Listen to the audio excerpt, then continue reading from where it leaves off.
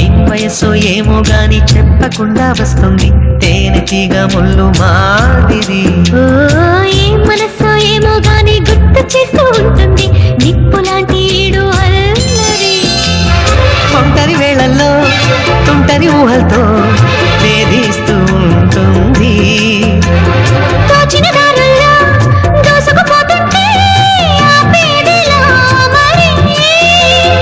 ఎవరో ఎక్కడో ఉన్నారని గోవలో గాలిలో ఎగిరిన మది కథ.